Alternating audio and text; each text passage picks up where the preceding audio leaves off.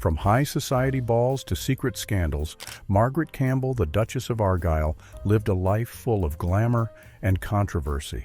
Here's the untold truth about the Duchess caught with 88 men and the scandal that defined her life. Early life and first scandal. Margaret Campbell was born into money. Her father was a wealthy Scottish businessman who made his fortune in the rubber trade. Her mother was American, and together they raised Margaret in New York City. She grew up surrounded by comfort and privilege. Her family moved in high society circles, and Margaret was sent to the best private schools.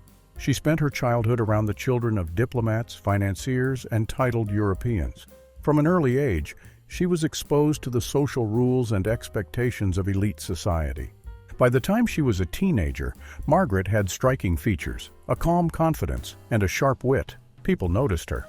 At 15, she was already catching the eye of older men, even though she hadn't officially come out yet. That was still 2 years away. In the summer of 1928, she was staying with family friends in the south of France.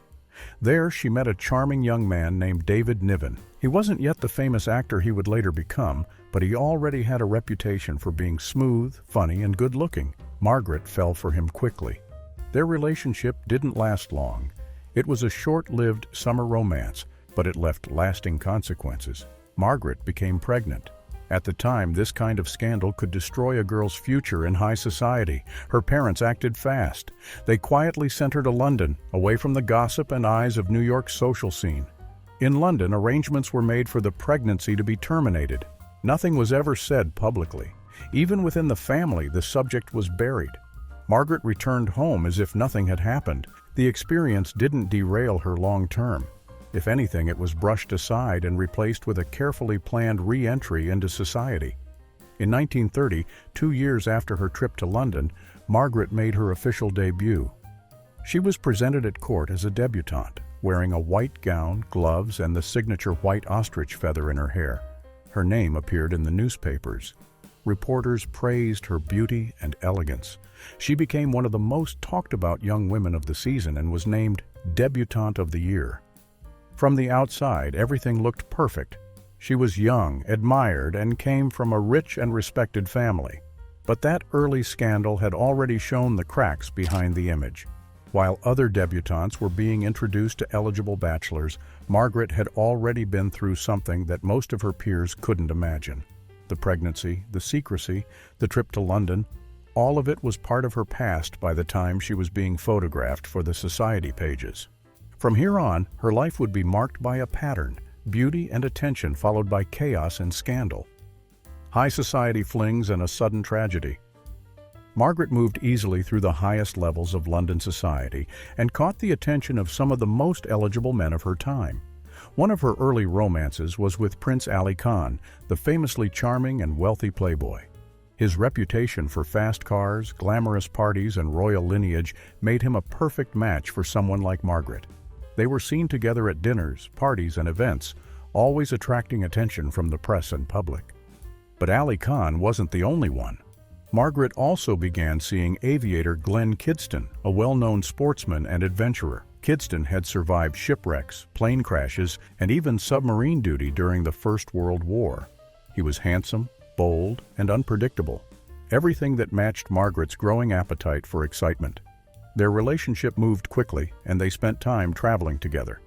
Friends noticed how wrapped up she was in him, and many assumed it would turn serious.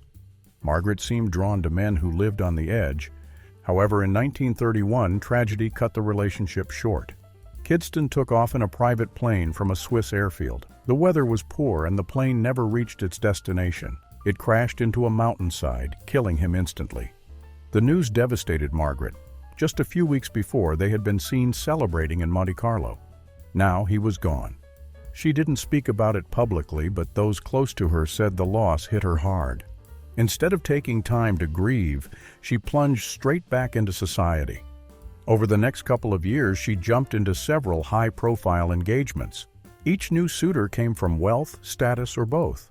One was a rich banker from the U.S. Another was an English aristocrat. Each time the engagement was announced, society papers covered the story with glowing headlines. But each time she broke it off before it reached the altar. Some said she got bored easily. Others said she was looking for something else. something none of them had. Eventually, in 1933, she married Charles Sweeney, an American businessman from a well-connected family. He had money, charm, and ambition. Their wedding at Brompton Oratory was one of the biggest society events of the decade. Thousands of people gathered outside to see Margaret arrive. The event shut down traffic across the area. She wore a Norman Hartnell gown so stunning that it needed nearly 30 workers to carry and adjust it. But despite the public image, things behind closed doors were difficult from the start. Margaret and Charles both wanted a family, but she began experiencing health problems almost immediately. Miscarriages, a stillbirth, and an elevator fall. Margaret's marriage to Charles Sweeney looked perfect on the outside. He was handsome, charming, and came from money. They lived in London and were often seen at society events, smiling for cameras. But behind the scenes, Margaret was dealing with something far more painful. She was desperate to become a mother, and for years she kept trying. Each time she got pregnant, she hoped this one would be different. But every time it ended the same way. She suffered 8 miscarriages during their marriage. 8 times she went through the excitement, the plans, the names, and 8 times she was left grieving. In 1933, she got pregnant again. This time the pregnancy lasted longer than any of the others. It gave her hope. She was nearly full term, just a month away from delivering her baby. But even this one ended in tragedy. Her daughter was stillborn. After so much loss, that moment seemed to break something in her. It wasn't just another failed pregnancy. This was the closest she had ever come to being a mother. To lose the baby so late, after all the other losses, pushed her into a deep emotional low. Around that time, something strange happened. Margaret was visiting her doctor, most likely still dealing with the trauma of the stillbirth and hoping for answers. But instead of leaving with medical advice, she ended up in the hospital for a completely different reason. The elevator doors opened before the lift had arrived. She stepped forward without realizing and fell straight down the shaft, 40 feet down. No one expected her to survive, but somehow she did. She hit the bottom with enough force to seriously injure herself, but she didn't break her back or neck. She needed stitches to her head and had cuts and bruises all over her body. The physical recovery was slow and painful, but she did recover. It was the mental and emotional aftermath that left the biggest mark. After the fall, Margaret began to change. Her husband noticed it first. She became more impulsive, more unpredictable, and harder to understand. The woman who used to be careful and composed started making fast decisions, some of them reckless. It's possible the fall caused some kind of head trauma that altered her behavior, or maybe it just pushed her over the edge emotionally after years of disappointment and pain. Either way, something shifted in her. She wasn't the same Margaret who had entered that doctor's office. People around her started to notice too. Friends who used to describe her as graceful and witty began calling her erratic. She seemed restless, constantly chasing something new people, new experiences, new places. Her image in society didn't change right away, but those close to her could tell she was becoming a different person. It wasn't just about the grief anymore. It was like her entire personality was reshaping itself. Some thought she was just acting out after too many personal losses. Others believed the fall had done something more serious to her. Whatever the reason, this was the turning point. From here, the choices she made and the people she let into her life would send her in a very different direction. Reckless affairs and strange behavior. She began seeing a Texan banker not long after her recovery. The relationship didn't last, and soon after she moved on to a museum curator. Neither romance was serious or long-term. She moved through these flings quickly, like she was trying to fill a space she couldn't quite explain. There was always another man, another distraction, another headline. People started whispering about her behavior, but Margaret didn't slow down. She kept moving, one affair after another, never staying still long enough for the dust to settle.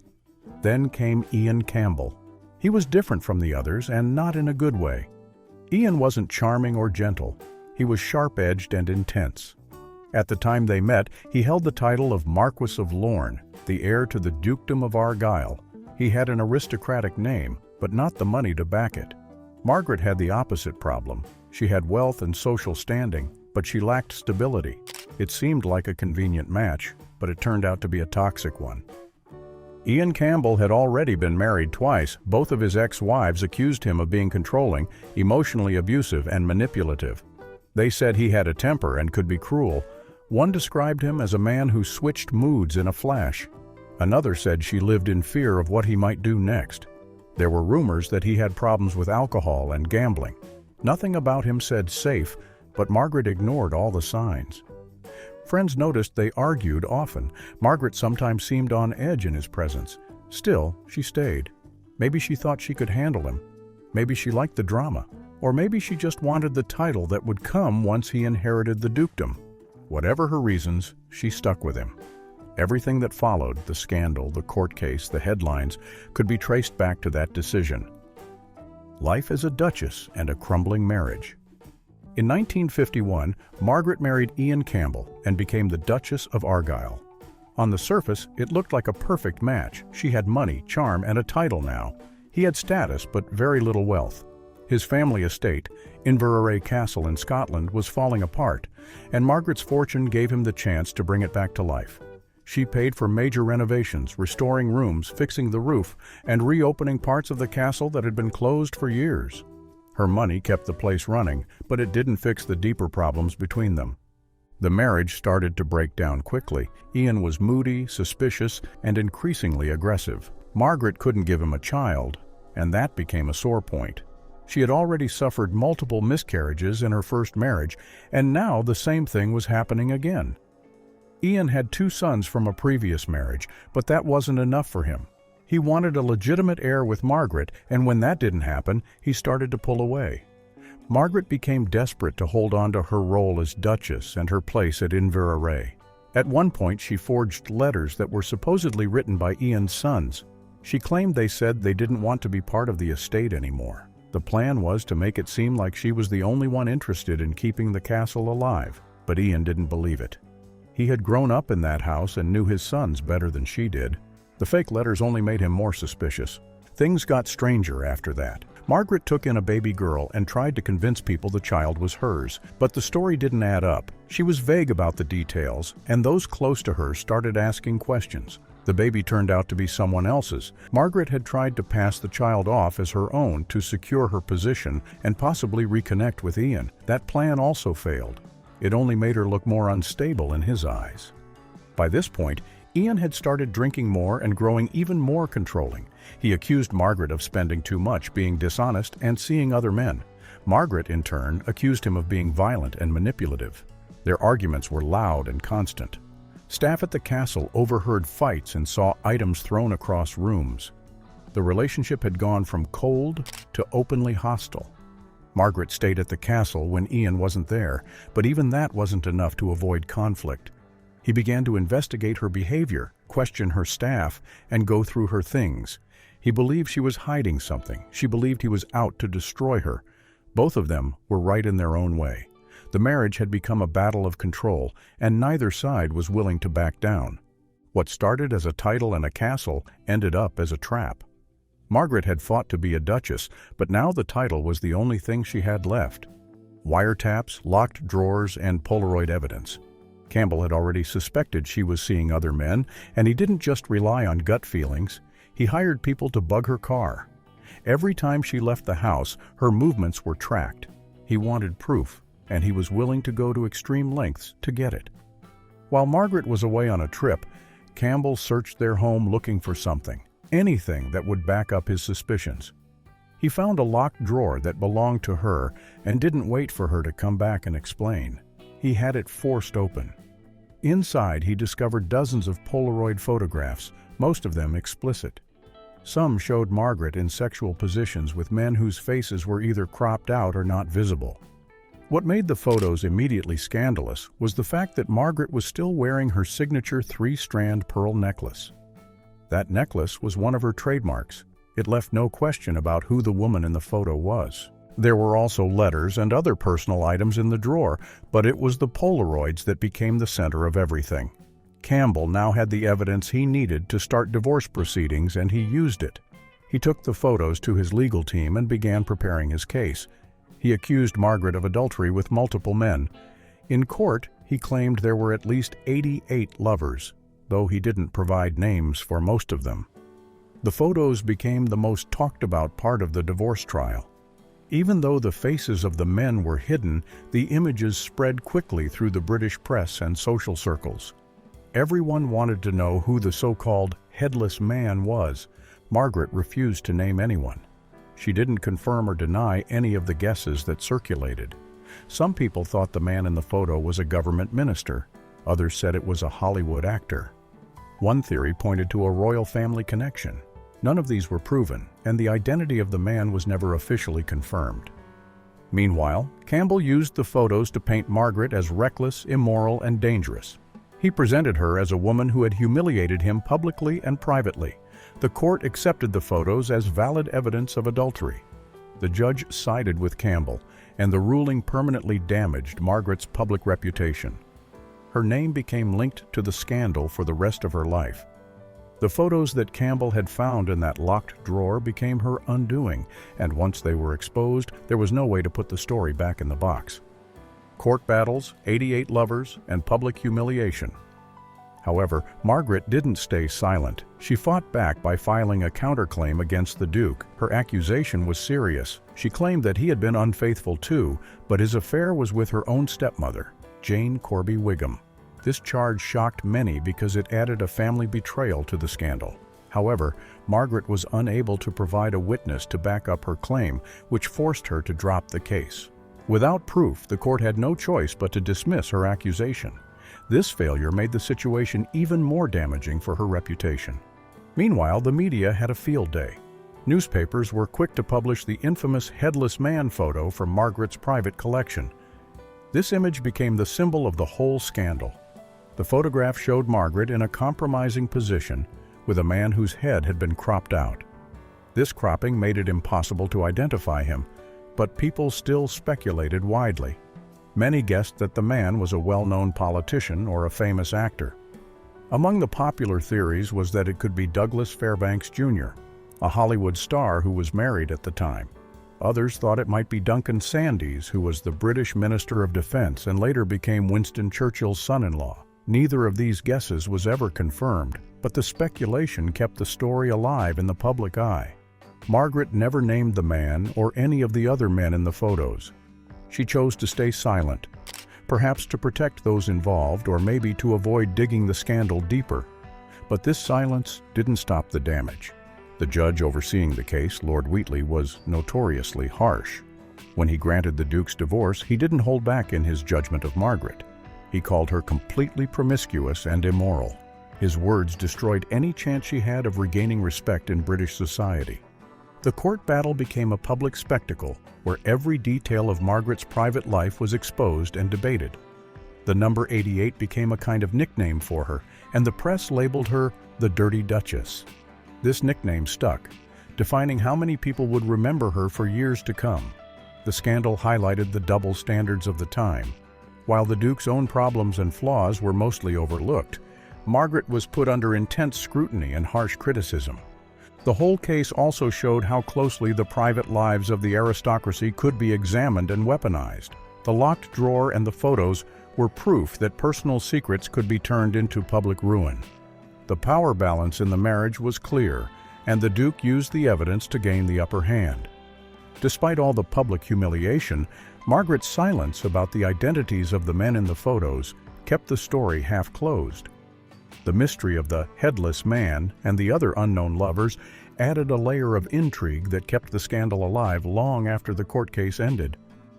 Aftermath, bankruptcy, and isolation. Despite everything, Margaret tried to turn the scandal into something that could bring her some money. She began giving paid tours of her former home at 48 Upper Grosvenor Street. This was the very place where the Duke had discovered the infamous locked drawer filled with those revealing Polaroid photos. It was a strange move, but it showed how Margaret tried to make the best of a bad situation. She invited curious visitors inside, letting them see the house tied so closely to her downfall. Her attempts to profit from her notoriety couldn't save her from a steady decline in lifestyle. Over the years, Margaret moved away from grand homes and hotels. She eventually ended up living in a small apartment, a shadow of the luxurious life she once led. The transition must have been difficult. She had gone from a duchess to someone struggling to maintain her independence and dignity.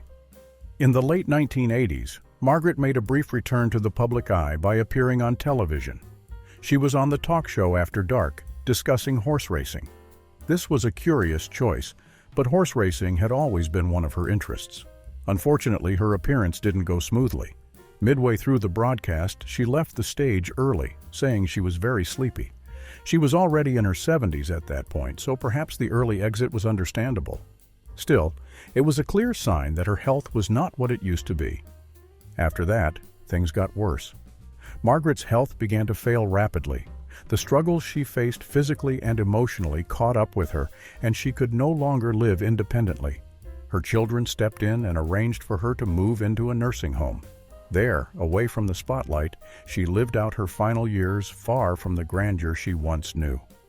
By the 1990s, Margaret Campbell was no longer the glamorous Duchess of Argyll people once knew.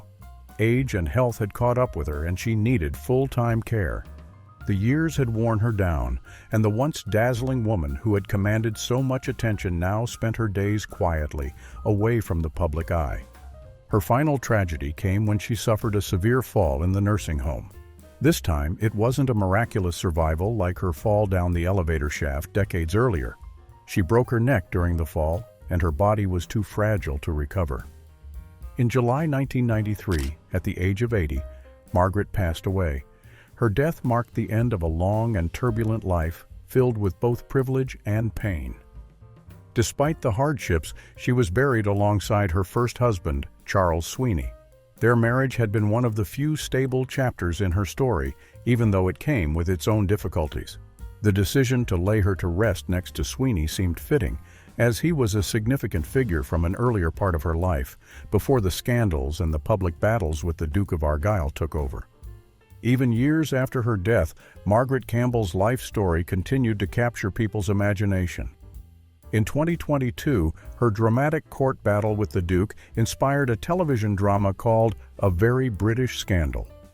The show brought her story back to the public spotlight, reminding a new generation about the complicated woman behind the headlines. The series explored the intense legal fight and the personal betrayals that shaped her later years, painting a picture of a woman who was both a product of her time and a figure far ahead of it. Margaret's nickname, the Dirty Duchess, stuck with her long after the courts closed and the cameras stopped rolling. The label came from the harsh judgment of the time and the shocking revelations about her private life. Though it was used to shame her, it also kept her memory alive in popular culture. People still talk about her today, fascinated by her beauty, her scandals, and the complex mix of strength and vulnerability she showed. Her life was never simple or quiet. From her privileged beginnings to the dark twists that followed, Margaret's story remains one of the most striking examples of how public fame and private troubles can collide. Even in her final years, long after the scandal faded from the headlines, her name still carried weight. The Duchess of Argyll may have left the world, but the story of the Dirty Duchess continues to echo in history and entertainment. And that's it, folks. Thanks for watching. If you found Margaret Campbell's story as fascinating as we did, make sure to like, comment, and subscribe. See you in the next one.